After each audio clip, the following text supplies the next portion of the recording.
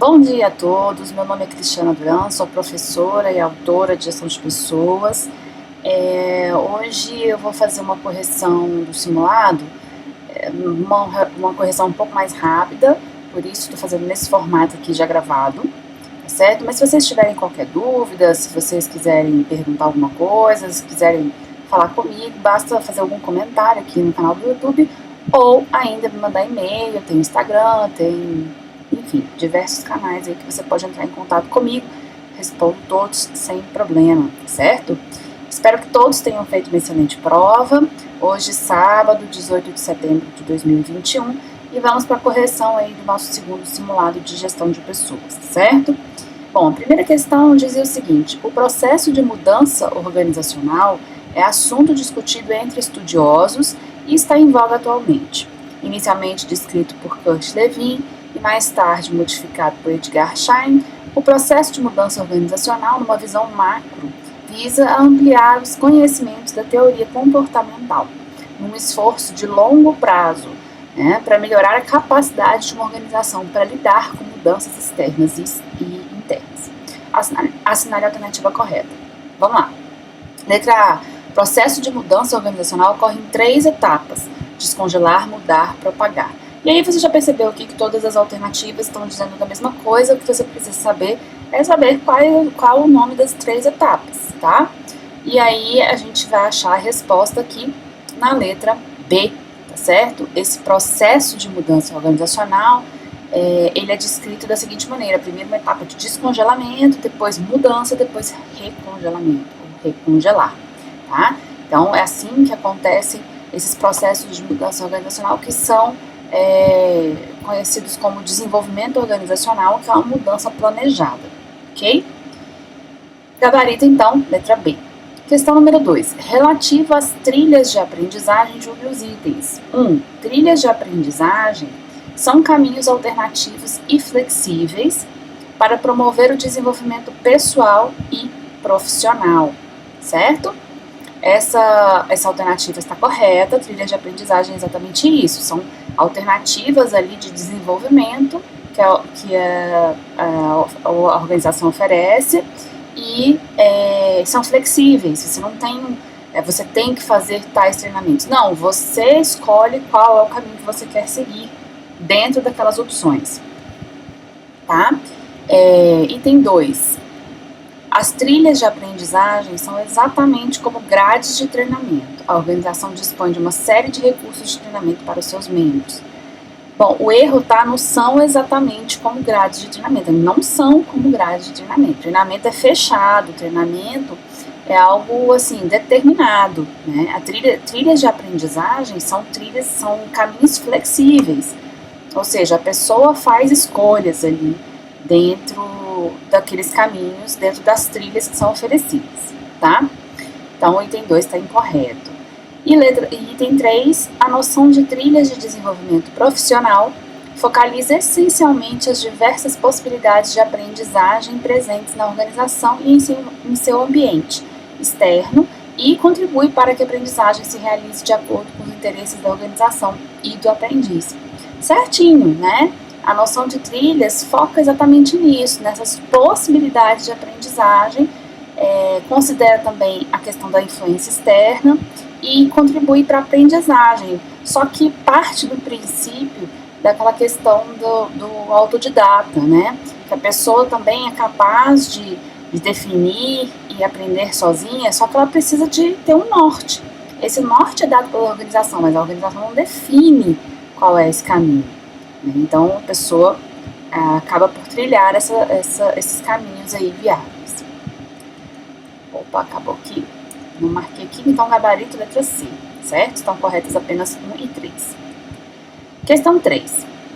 Sobre o BSC, Balanced Scorecard, marque a alternativa incorreta. A. Essa metodologia permite que os gerentes olhem para o negócio sob 4 importantes perspectivas integradas, numa visão holística, a saber, perspectiva externa, perspectiva interna, inovação e aprendizado e perspectiva financeira.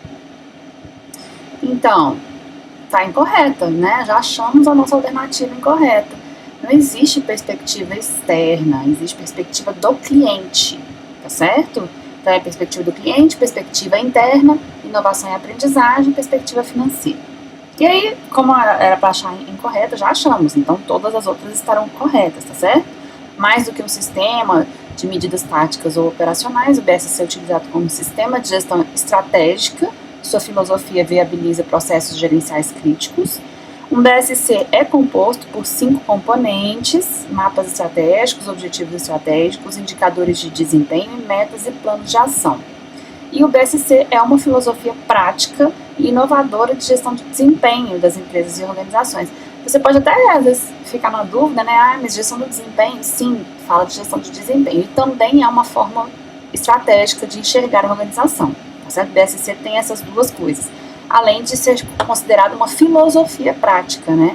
É uma aplicação prática dessa compreensão da organização. Então, gabarito letra A, que é incorreta, é a letra A mesmo. Questão 4. Sobre cultura organizacional, marque a incorreta. O processo de formação de cultura organizacional se caracteriza por 2 fases distintas: a socialização e a aculturação. Certinho, tá certo? A socialização é essa adaptação do ser humano ali à organização, e a aculturação são os impactos que a própria cultura sofre pelas mudanças das pessoas, pela entrada de pessoas, enfim, pelos elementos que tem ali. Então, isso faz com que a própria cultura sofra modificação, a socialização e a aculturação. Eu tinha colocado a explicação. Enfim, socialização, pessoas aprendem os valores e crenças das outras, e a aculturação é o resultado dessa aprendizagem, causando alteração nos padrões iniciais de ambas. Toda organização desenvolve uma cultura, mas o conteúdo específico de cada cultura depende da aprendizagem no processo de resolver problemas de adaptação ao meio externo e da convivência interna. Certinho, certo? Toda organização tem uma cultura e cada cultura é muito específica de cada organização, e é uma forma de resolver problemas. Assim, na cultura a gente encontra as soluções desenvolvidas pela organização para resolver seus problemas. Uma cultura organizacional passa a existir quando não é mais necessário pensar sobre um problema racionalmente, pois formou-se um padrão de aspectos básicos e compartilhados. Certinho. Cultura é um fenômeno que retrata o grau de satisfação material e emocional das pessoas no trabalho. Não tem nada a ver com satisfação material e emocional das pessoas no trabalho. Cultura é essa questão dos valores, dos pressupostos básicos, tá certo? Quando a gente está falando de satisfação, a gente está falando de clima, ok? Gabarito, então, letra D, o item está incorreto. Questão 5, marca a alternativa correta. Uma das vantagens do recrutamento interno é que as pessoas ficam tranquilas, não passam pelo conflito de estarem disputando uma vaga com alguém de fora da organização. Ora, as pessoas não ficam tranquilas, tá? Elas, pelo contrário, na verdade, dentro do recrutamento interno, a gente tem mais conflito, porque você está disputando com colegas de trabalho. Então, pode ser que já tenha uma disputa ali, então a coisa piore. Então, essa é, inclusive, uma das desvantagens do recrutamento interno. Tinha colocado vantagem, né? É uma das desvantagens, tá bom? Porque tem essa questão do conflito. B. O item mais utilizado e eficaz para o recrutamento interno é a afixação de cartazes nos quadros de aviso das empresas. Não, né, gente? Hoje em dia, então, nem pensar. Não tem nada de eficaz em colocar cartaz, né? O mais eficaz é mandar e-mail, divulgar na intranet, esse tipo de coisa. Uma das vantagens do recrutamento externo é que aproveita os investimentos em treinamento e desenvolvimento efetuados por outras empresas ou pelos próprios candidatos, pois traz pessoas com capacitação de outras empresas. Certinho, é isso mesmo. Uma das vantagens do recrutamento externo é essa. Uma das desvantagens do recrutamento externo é que uma pessoa nova, de fora, gera muitos conflitos com as pessoas que já trabalham na organização, já não tendo qualquer benefícios nesse sentido. Não, a gente já viu que o recrutamento externo traz pessoas com novos pensamentos, com novas ideias, aproveita o investimento de treinamento feito por outras empresas. Nesse sentido, enriquece oxigena a organização, tira ela daquele status quo ali para poder trazer inovações. Então, uma das vantagens do recrutamento externo é que essa pessoa nova pode oxigenar a organização. Muito bem, questão 6. Um gerente foi descrito por seus subordinados como um verdadeiro herói, capaz de inspirar a todos, sem medo de ousar e de inovar. Ele nos faz perceber que somos capazes de atingir as metas propostas, por mais difíceis que pareçam. Né? Então, beleza. O gerente pode ser caracterizado como um líder o quê? Democrático, liberal, participativo ou carismático? Pelo que descreveu aqui, a pessoa vista como um herói, capaz de inspirar as pessoas, capaz de fazer com que as pessoas, né, até vão além ali do que elas achavam que podiam. A gente está falando do líder carismático, tá certo? Gabarito letra D, de dado. Questão 7. De acordo com o modelo de Russell e Blanchard, a eficácia do estilo de tomada de decisões do líder depende amplamente do nível de maturidade dos seus seguidores. Quando os seguidores mostram um nível de maturidade moderadamente alto, o estilo mais eficaz é. E aí eu trouxe aqui a figurinha da teoria para vocês relembrarem aqui como é que funciona essa teoria, como é que você entende essa teoria, certo? Aqui a gente tem os níveis de maturidade, os níveis de desenvolvimento dos subordinados, e aqui o comportamento do líder, tá? Então, quando você tem, por exemplo, baixa competência e alto empenho, que é o D1, né, ou M1, se for visto como maturidade, significa que o líder tem que dirigir, porque ele tem que ter um alto comportamento diretivo e baixo comportamento de apoio, porque ele vai ficar focado ali nas tarefas. Então, aqui, quando está baixa competência, é baixo conhecimento, né? Não tem pouco conhecimento, pouca experiência com aquele assunto. E alto empenho, a gente está falando de motivação, certo? Então, essa combinação vai mostrar para o líder como que ele vai adaptar a sua forma de liderança de acordo com a maturidade ou com o nível de desenvolvimento do subordinado. A questão fala que quando os seguidores mostram um nível de maturidade moderadamente alto, né?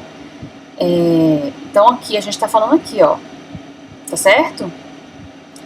Então, quando a gente está falando de moderadamente alto, a gente já pode dispensar aqui o D1, D2, a gente está falando aqui, desse tipo de seguidor aqui, desse tipo de subordinado, né? E quando a gente tem esse tipo de subordinado, como ele está falando moderadamente alto, a gente não está falando desse aqui, do D4, a gente está falando especificamente do D3, que significa apoio, que é um baixo grau de comportamento diretivo, ou seja, eu não preciso ficar tão focado na tarefa, porque ele sabe, ó, média e alta competência, mas ele está pouco desmotivado, então eu tenho que focar meu comportamento de apoio, ou na minha, como se diz, na motivação, né, nesse comportamento mais de conversar, de dar suporte, de fazer com que ele participe, né, o foco vai ser do comportamento do líder, vai ser nesse sentido, certo? Porque quando uma pessoa tem um altíssimo grau de maturidade, ou seja, ela sabe o que tem que fazer e está motivada a fazer, você não precisa nem focar no apoio, nem focar no diretivo, você mantém aquilo ali. Até para ela não perder a motivação, nem perder e nem ficar sentindo que está sendo cobrada, né? Ela não precisa, só precisa delegar para ela a tarefa. Aqui não, aqui a pessoa tem conhecimento, mas ela não está tão motivada, então você precisa dar um suporte para que ela não desanime, né? Não deixe de fazer a tarefa por falta de empenho, por falta de motivação. E aí, significa esse comportamento de apoio, que significa também o chamado participar, né? Chamar a pessoa para participar, ok? Então, gabarito, letra C, certo? Vamos lá. Questão 8. Quando a interação tem importância moderada para a conquista dos objetivos, os quais não são completamente compatíveis, nem completamente incompatíveis, eu falo de qual estilo de gestão de conflitos. Se vocês estudaram gestão de conflitos, vocês vão lembrar. Quando essa interação é moderada, né? Quando os quais não são completamente compatíveis, nem completamente incompatíveis. Então, a gente está falando de quê? Concessão, né? Quando a gente tem aquele quadrinho, acho que eu não coloquei aqui, não coloquei. Quando a gente tem o quadrinho de gestão de conflitos, seria aquele bem no centro ali, bem no meio, né? Você tem um pouco mais de colaboração, você tem um pouco de colaboração e um pouco de comportamento assertivo. Então você consegue negociar, o outro também consegue abrir mão, mas não é ainda o ideal, não é ainda o colaboração, que é o top lá, né? Essa seria a concessão. Todo mundo consegue fazer um pouquinho de concessão para que a coisa funcione, certo? Eu coloquei. Então olha só, aqui ó, a gente tem cooperação e aqui a gente tem assertividade. O compromisso está aqui no meio, né? Que é a concessão. Então, você tem um pouco de cooperação e um pouco de assertividade. Você ainda não está aqui no top, na colaboração, mas você já tem uma negociação razoável aqui, nessa gestão de conflitos, tá certo? Questão 9. Um grupo de funcionários de uma empresa passa a ser uma equipe quando existe definição de conflitos. Definição de conflitos, gente, nem faz sentido, né? Quando existe definição de comunicação, divisão de percepção organizacional, ajustes de formação, tá estranho isso aqui, divisão de percepção organizacional, nunca nem ouvi falar, tá? Isso aqui, para vocês saberem, eu tirei uma questão de um concurso, então, não faz sentido. Aí, a letra C traz uma definição de objetivos e metas, divisão de papéis e funções, uma sinergia positiva, é importantíssimo, né, pra gente falar de equipe, alto grau de conformidade, indicação de que há uma liderança que permite apoio e coesão entre os membros. Pronto, você está falando de uma equipe, certo? E definição hierárquica também não fala de equipe, nem de ajustes organizacionais, resolução de comentários também está fora, tá? Então, questão gabarito letra C. Questão 10, no que concerne aos paradigmas da administração de recursos humanos, a denominada função de staff corresponde a área de apoio operacional da organização, situada nos níveis intermediários, considerada relevante, porém não estratégica. Não. A atuação dos gestores em relação às equipes sob sua supervisão, sendo uma quebra de paradigma em relação aos modelos clássicos, nada a ver. As funções de assessoria e consultoria do órgão central de recursos humanos da organização, certinho. E letra D, a única atribuição alocada à área de RH, consistente em dar suporte à contratação também não, tá? Isso aqui até é uma visão bem retrógrada, né? A letra D. Bom, o que é uma função de staff? Função de staff é essa função de assessoria, de consultoria, de suporte, que é uma função da área de recursos humanos, quando ela faz essa, entre aspas, consultoria para todas as outras áreas.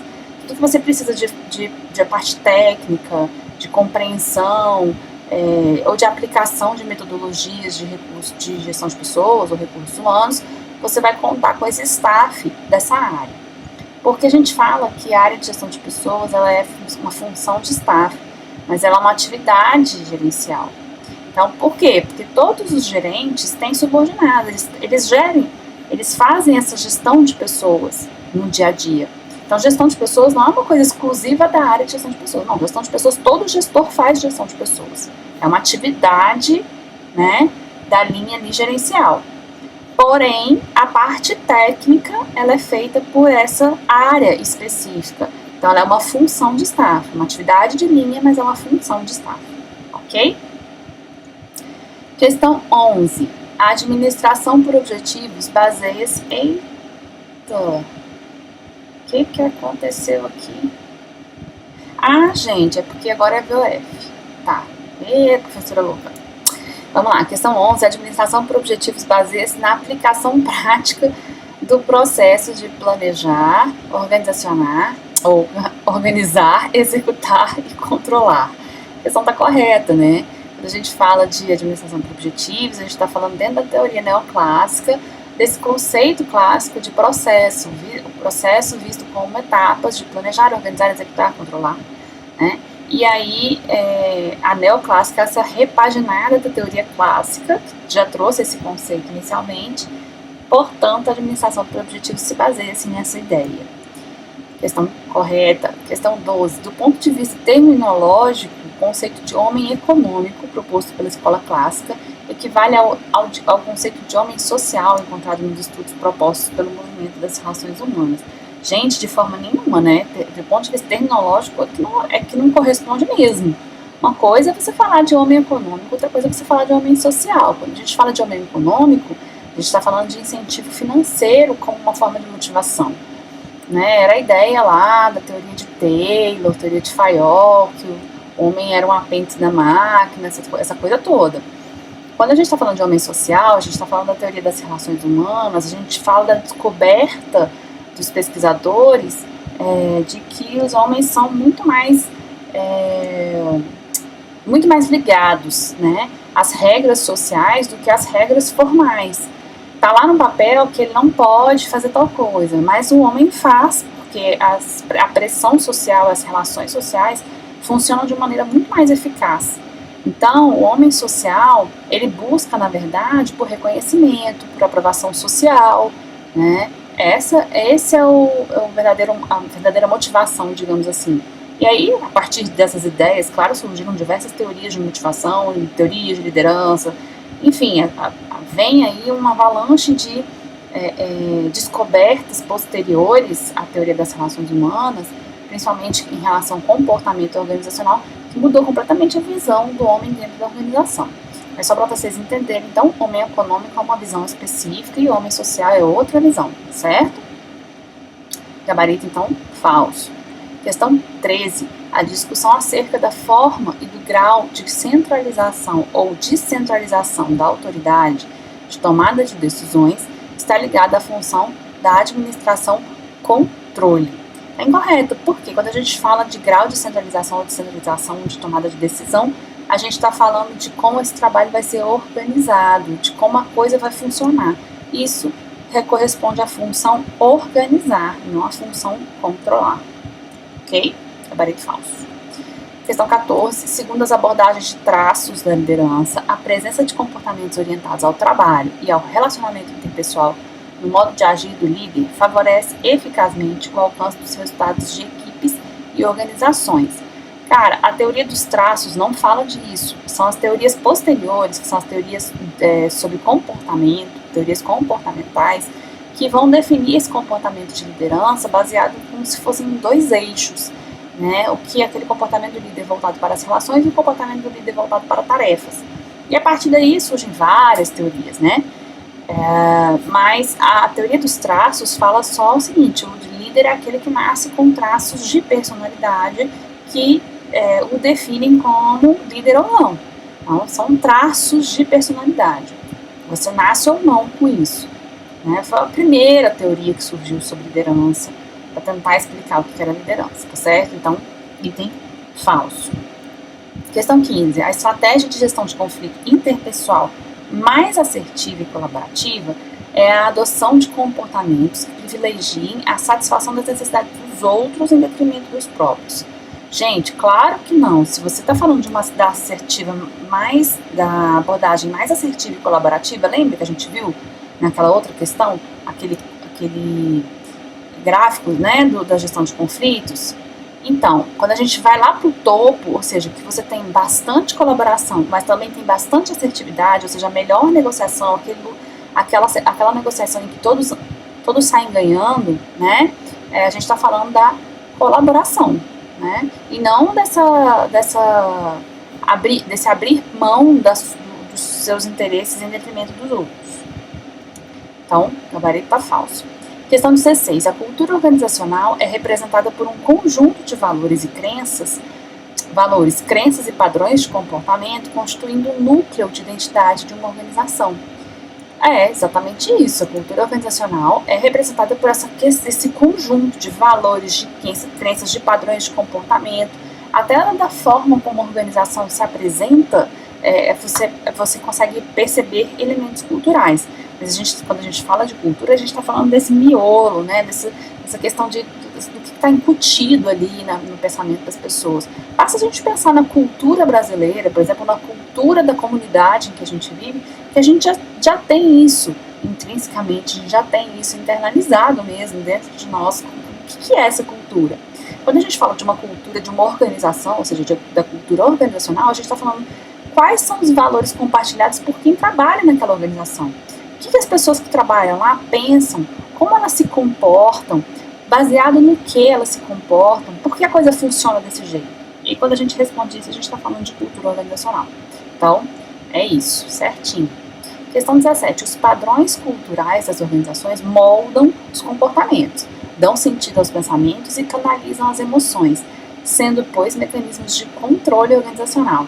Eu sei que pode parecer estranho a gente falar isso, né, que padrões culturais são mecanismos de controle, mas é exatamente isso que acontece. Por isso que é tão importante estudar cultura. Parece uma coisa assim, é tão abstrato, não parece, não, é tão fora da prática, do dia a dia. Mentira. Quando a gente fala de cultura, a gente está falando de padrão de comportamento, a gente está falando de coisas, sentimentos e pensamentos compartilhados entre esses membros da organização. Isso significa mecanismo, sim, de controle, porque acaba que a cultura define esse comportamento. A cultura acaba determinando como que as pessoas vão agir dentro daquela cultura. Se você não se adaptar à cultura de uma organização, você morre, né? Morre no sentido de ou você sai da organização, ou você vai ser sempre punido, né? Ou sempre escanteado, de alguma forma. Quando você entende e você se adapta, e nós fazemos isso de uma forma quase automática, a gente vai se adaptando à cultura do lugar, aí sim você passa por esse processo de socialização e passa a compartilhar daqueles valores. Então, acaba que a cultura funciona assim como um mecanismo de controle de comportamento. Questão 18. É correto afirmar que o processo de avaliação demonstra ser prejudicial à organização quando essa avaliação verifica a necessidade de aperfeiçoamento ou transferência diária de alguns empregados a partir dos resultados da avaliação de desempenho? Claro que não, né, gente? Prejudicial de forma nenhuma. Você está descobrindo que não está legal, o que vai fazer? Isso vai apontar quais são os lugares que têm que ser melhorados, né? E não assim, então prejudicou. Já imaginou? Toda vez que você avalia tem que ser sempre bom, porque se tiver alguma coisa que não está legal, prejudica a organização de forma nenhuma, né? Se não tiver alguma coisa boa, é hora de melhorar. Então, questão falsa. Questão 19. Um dos mecanismos utilizados para se atender às necessidades de desempenho advindas da falta de motivação dos funcionários consiste em conduzi-los a ações de capacitação. Deixa eu te falar. Não existe isso de capacitação para melhorar a motivação, certo? O que você pode fazer é uma capacitação de sensibilização. É o máximo que você consegue fazer. Mas essa motivação, ela vem do convívio, do dia a dia. Porque se a motivação é entendida como algo intrínseco, né? Ela não vem do externo, ela vem do interno, né? Então, você pode entender motivação como por exemplo, resultado de reconhecimento, né? As pessoas percebem que você fez um bom trabalho, te dão um retorno, elogiam, ou de ter um bom clima de trabalho, né? Então, essas coisas é que vão motivar as pessoas no trabalho, e não ações de capacitação. A capacitação, ela é focada em habilidades e conhecimentos. A atitude, a gente trabalha de outra maneira. A atitude está muito mais ligada à motivação e está muito mais ligada ao convívio diário da pessoa com os outros e como essa dinâmica acontece e da execução do trabalho, do prazer de fazer o próprio trabalho, do que em relação à capacitação. Então, o item está incorreto, tá certo? E questão 20, a gestão por competências tem sido utilizada como instrumento para aperfeiçoar os investimentos públicos na capacitação de servidores. Não há dúvidas de que isso acontece. Exatamente isso, tá? Quando a gestão por competências está implementada, ela significa que tudo vai ser feito com base em competências. A competência, essa gestão por competências vai ser o elo entre o servidor, o funcionário, ou o empregado e a organização. Quando isso acontece, isso significa um excelente uso dos recursos, dos investimentos públicos, né, uma otimização dessa utilização do recurso público. E aí, na capacitação, porque quando a gente está falando de competência, a gente está falando basicamente desse pacote de desempenho, né? Esse pacote de colocar aquilo ali em prática, colocar aquele conhecimento em prática. A gestão por competências tem muito... Aliás, competência está muito ligada a isso, né? Desempenho, gente, é a expressão da competência. Quando você sabe o que você sabe fazer, você está a fim de fazer e você faz, você é competente naquilo ali, né? E as pessoas percebem aquilo ali, você é competente naquilo ali. Então, o desempenho, é essa expressão da competência que você possui.